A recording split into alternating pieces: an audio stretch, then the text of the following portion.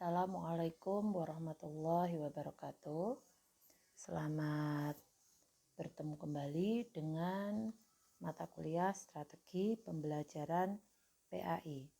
Ibu berharap kawan-kawan semua masih dalam keadaan sehat dan tetap semangat untuk belajar pada hari ini.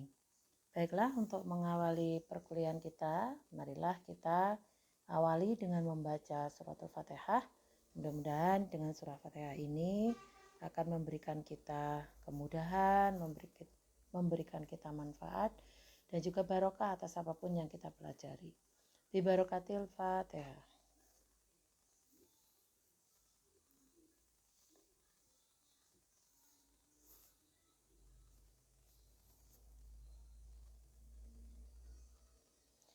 Terima kasih.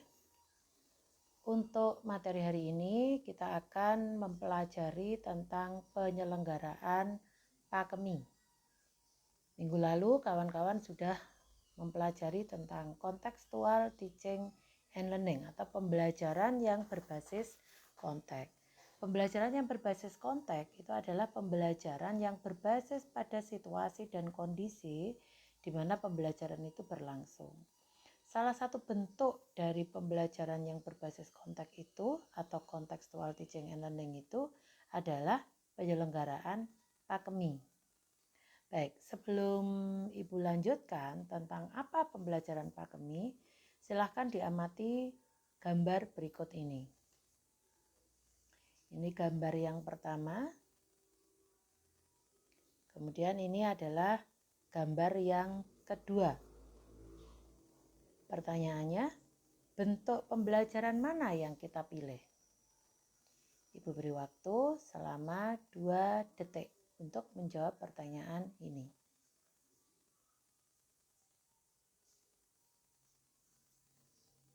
Baik, saya yakin kawan-kawan sudah memiliki jawaban tentang pembelajaran mana yang kita pilih di antara 2 pilihan ini, ya. Gambar pertama dan gambar kedua. Oke. Kita sekarang masuk pada pembahasan tentang apa, mengapa, bagaimana pembelajaran yang PAKEMI itu. Nah, sekarang apa yang dimaksud dengan PAKEMI?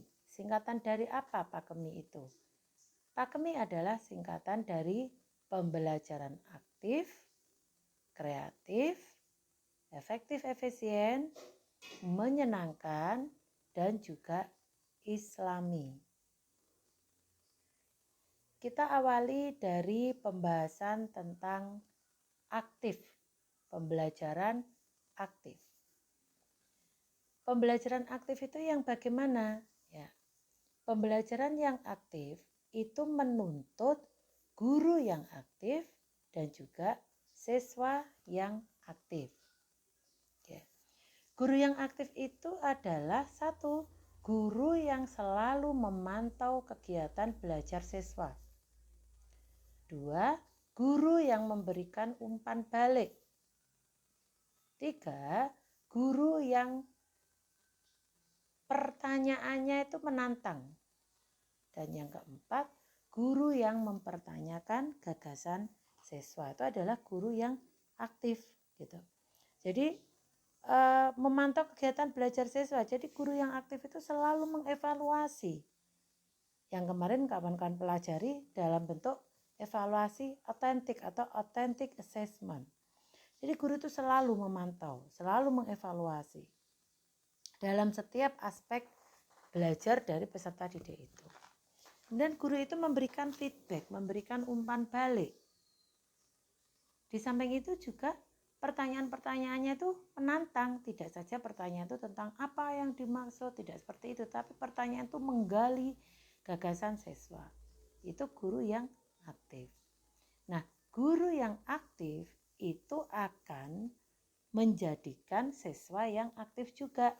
Aktif dalam hal apa? Yang pertama, membangun konsep, aktif bertanya, aktif bekerja, terlibat dan berpartisipasi, serta aktif dalam menemukan dan memecahkan masalah.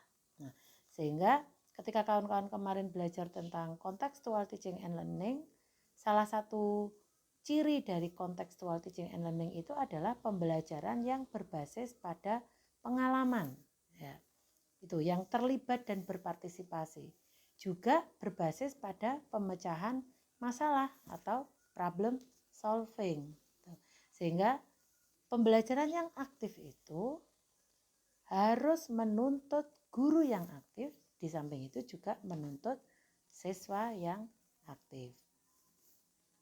Baik, kemudian berikutnya adalah kreatif. Ya, kreatif. Kreatif itu yang bagaimana?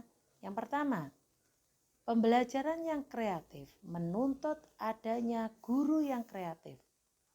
Guru yang kreatif harus mengembangkan kegiatan yang menarik dan beragam. Maka ketika kita pertemuan awal dulu itu mempelajari tentang FAK, ya, visual, auditory, dan kinestetik, maka guru yang kreatif itu harus bisa mengembangkan strategi-strategi pembelajaran yang membuat pembelajaran itu menarik dan beragam, tidak monoton. Guru yang kreatif itu juga membuat alat bantu ajar. Guru yang kreatif itu memanfaatkan lingkungan. Kembali kepada konsep kontekstual teaching and learning, maka guru yang kreatif itu harus bisa memberikan pembelajaran yang berdasarkan pada situasi dan kondisi di mana siswa itu berada. Maka guru yang kreatif itu harus bisa memanfaatkan lingkungan. Nah, itu contoh ya, ada di gambar itu ya. Ada guru yang mengajar di luar, jadi model outbound gitu, dengan memanfaatkan lingkungan. Guru yang kreatif itu bisa mengelola kelas dan juga beragam sumber belajar yang ada. Jadi tidak hanya ceramah, tidak hanya berdasarkan buku teks, tetapi juga bisa memanfaatkan lingkungan yang ada di sekitarnya. Nah, guru yang kreatif itu akan membuat siswa yang kreatif juga. Kreatif dalam hal apa? Kreatif merancang atau membuat sesuatu, menulis atau mengarang. Nah, itu siswa yang kreatif. Itu perhatikan gambar-gambar di situ itu adalah contoh karya hasil kreativitas dari siswa. Kemudian itu juga ada aktivitas siswa yang asik menulis, merancang segala sesuatu. Nah, pembelajaran yang aktif dan kreatif ini akan membawa pada efektivitas dalam belajar. Efektif untuk mencapai tujuan yang diharapkan. Ya. Bagi siswa mencapai kompetensi yang diharapkan. Sehingga mereka itu gambarnya anak-anak bisa memperoleh medali sebagai wujud prestasi mereka. Nah, tetapi satu hal yang harus diperhatikan juga dalam pembelajaran, bahwa pembelajaran itu harus mengasyikkan. Ya, itu contoh foto anak-anak yang sedang asik mengerjakan sesuatu, ya. Mereka tidak peduli dengan situasi apapun, mereka asik mengerjakan sesuatu. Itulah sebabnya pembelajaran itu harus menyenangkan. Ya. Supaya menyenangkan, apa yang harus dilakukan? Yang pertama, kegiatannya itu menarik, menantang, dan meningkatkan motivasi siswa. Pembelajaran itu juga bisa mendatangkan pengalaman langsung. Jadi siswa bisa learning by doing. Nah, ini yang disukai oleh siswa-siswa yang kinestetik yang dulu pernah kita pelajari. Jadi mereka mendapatkan pengalaman secara langsung.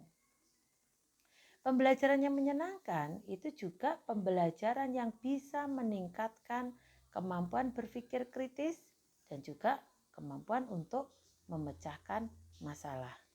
Dan yang lebih penting lagi, pembelajaran yang menyenangkan itu tidak membuat anak-anak merasa takut. Ya, kemarin di CTL itu ada tahapan-tahapan ya, ketika anak-anak mereka prasekolah, mereka berani mengeluarkan pendapat, berani berekspresi.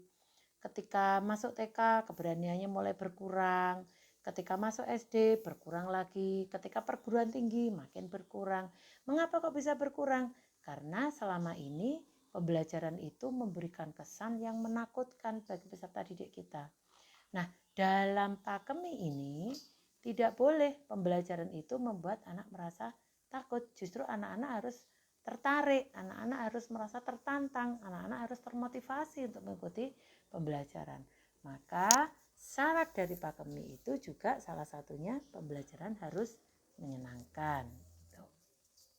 Nah, ketika situasi dan kondisi itu menyenangkan, maka anak-anak itu akan senang untuk belajar, gitu. Mereka akan berani mencoba, mereka berani bertanya, mereka berani mengemukakan pendapat dan gagasan.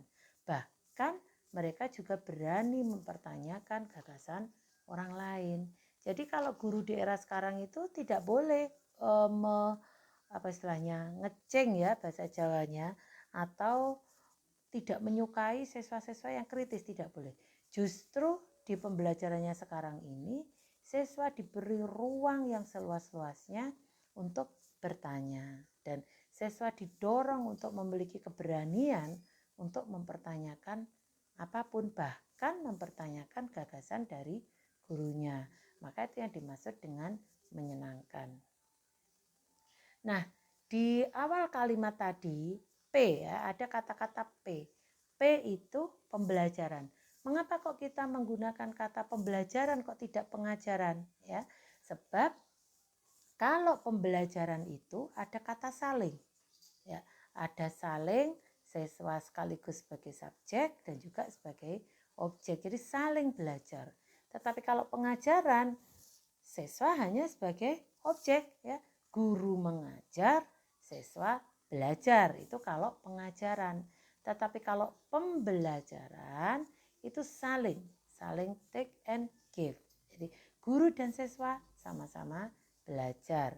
Maka kalau dalam PAIKEM itu kita menggunakan istilah pembelajaran, bukan menggunakan istilah pengajaran.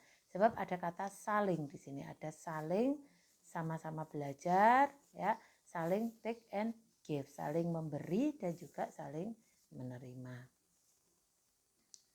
Nah, jadi kira-kira apa jawaban teman-teman tadi dari gambar yang tadi Ibu tampilkan? Mana yang PAIKEM? Gambar pertama atau gambar yang kedua? Ya. Baik. Nah, sekarang mengapa harus PAIKEM? Gitu. Mengapa kok kita harus menggunakan PAIKEM? Mengapa kok tidak boleh kita menggunakan pembelajaran yang lama, model lama? Yang jelas karena ada tantangan global ya. Jadi ada temuan teknologi informasi yang menuntut guru untuk mengembangkan PAIKEM ini. Gitu. Apalagi sekarang di era pandemi seperti ini, di era new normal seperti ini, mau tidak mau kita harus mengembangkan pembelajaran yang aktif, kreatif, efektif, menyenangkan, dan yang I adalah Islami. Mengapa harus Islami? Ya, sebab yang pertama, sekolah itu adalah tempat belajar dan sekaligus untuk mengenal Allah dan juga ciptaannya. Itu. Yang kedua, anak belajar berkomunikasi dengan lingkungannya, baik lingkungan manusia maupun alam sekitar. Lagi-lagi kita kembali kepada konsep contextual teaching and learning. Yang ketiga, anak mampu memanfaatkan ciptaan Allah dalam kehidupan sehari-hari. Maka di sini juga ada Islami dalam pakemi itu. Dan jangan lupa bahwa manusia itu adalah hamba Allah. Ada ayat yang berbunyi, wa ma khalaqtul jinna wal insa illa liya'budun. Dan tidaklah aku ciptakan jin dan manusia melainkan untuk menyembah aku. Sehingga pembelajaran itu harus ditujukan untuk menciptakan hamba-hamba Allah yang liya'budun, hamba-hamba Allah yang senantiasa beribadah, senantiasa menjadi abid ya, menjadi hamba-hamba Allah yang senantiasa beribadah kepada Allah. Oke, baik, itu penjelasan sekilas Ibu tentang pakemi. Kalau ada pertanyaan-pertanyaan, silahkan bisa ditampilkan di WA group. Ibu akhiri, wassalamualaikum warahmatullahi wabarakatuh.